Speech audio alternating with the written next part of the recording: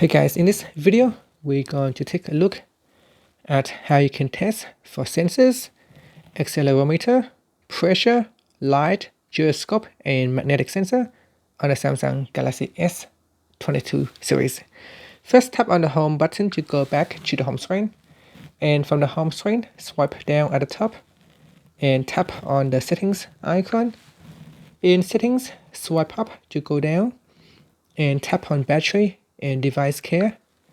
Next, we swipe up to go down and tap on diagnostics.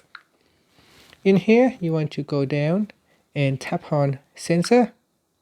Now, as soon as you tap on the sensor button, it will proceed to test the sensors. However, if you have previously already tested the sensors, you need to go in here and tap on the retry button. And this will go ahead and check all the different types of sensor available on your device. Now this will take around a minute or two, so just be patient for it to go ahead and check. Now you can see here, in here there are 5 sensors that will give you the status.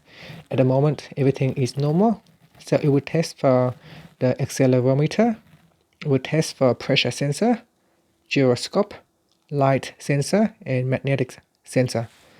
And if everything is working correctly, it will show sensors are working normally.